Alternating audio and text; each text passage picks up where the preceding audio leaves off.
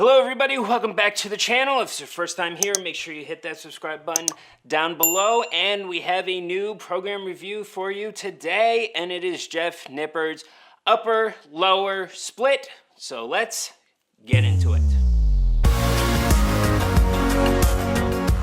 So last week I reviewed Jeff Nippard's comeback program. That one was specifically tailored to those who are gonna transition back into training at the gym. He's offering it free on his website, and I thought that was a great program overall. This week though, I am reviewing one of the paid programs from his site, his upper lower split. Now there's actually a couple things that he included in this that he also included from that comeback program, such as the exercise substitution section, the same warm-up, same overall protocols, also in a list of how to do each exercise and stuff like that. So I'm not really going to go into a whole lot of detail about that since I did in the last video, and if you want to watch that one, you can by clicking right up here. But what I am going to cover are some differences because there's a lot more detail in this program than there is in the comeback program. There's actually 70 pages worth of detail in this one. So getting right into it, for what you pay for, you get a lot.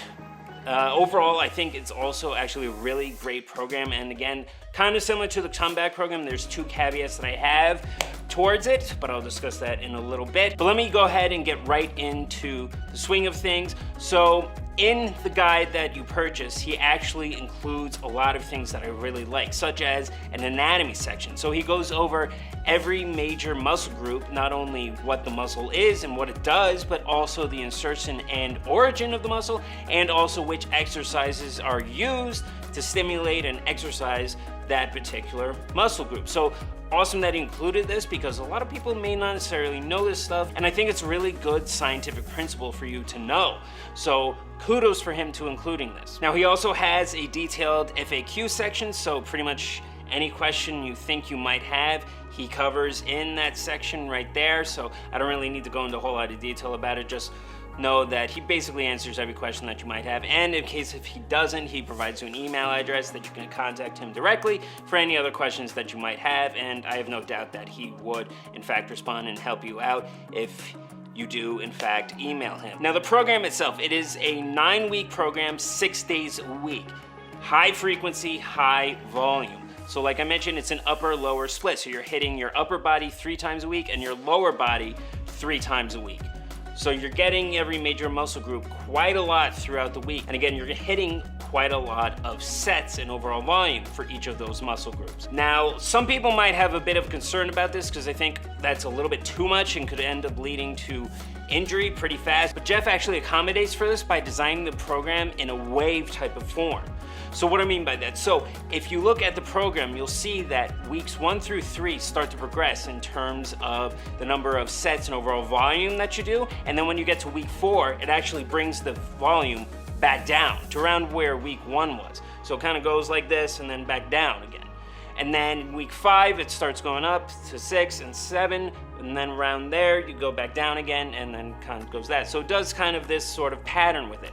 So that way, you're getting a bit of a deload in weeks 4 and 7. It's not really necessarily a deload by the traditional sense, but if you look at it, it kind of is because the overall volume, again, is being brought back down. It's not like you're just cutting it into 1 set for every exercise like a normal deload would, but the overall volume, though, again, is just being brought down. So you are having a little bit of a break after those 3 weeks of progressive overload that can be actually quite challenging, even for those who are advanced. Now, one thing I want to mention is this program is not for those who are beginner. If you're an advanced, that's really where it's geared for, because if you're a beginner, you're just gonna end up getting hurt. And he discusses this. He fully mentions this is not for you if you're a beginner. So again, I'm glad that he included that little caveat in there. Now, I think Jeff actually put a lot of detail and a lot of thought into this program, because if at first you might look at it and think, oh my god, this is way too much, this is just gonna end up getting me injured, but again, like I mentioned, because he followed that wave progression,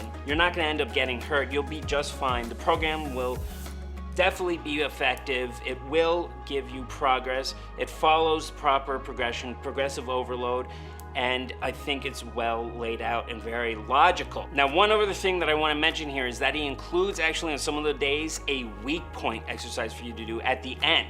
So if you know there's a particular muscle group that you have that's kind of weak or needs to be brought up, such as if you think you need to bring up your chest muscles a little or your legs overall, he addresses that in the last exercise of the day. So he actually gives you a list of exercises you can do for that particular weak point. And then if you do that, follow his protocol, again, it'll help bring up that part of the muscle group that you think is a little weak, which I think is awesome that he included this as well, because a lot of programs don't necessarily account for this either, even ones that you pay for a lot. So again, he really put a lot of thought into this. Now, at the end, after the program, he provides an explanation of how the program overall works, what it's for, what it'll help you achieving.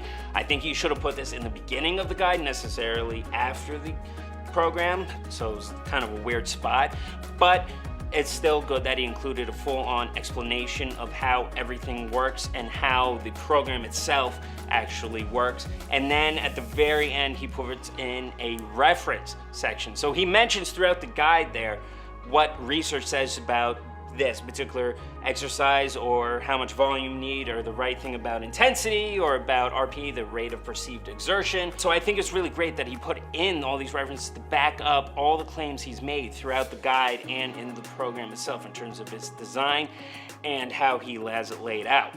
So again, this is not something I actually have really seen in any other program before. So the fact that he even went to this great length to show, yes, I actually researched all this and here's my proof, that's amazing that he included all this. He includes pretty much everything you can think of.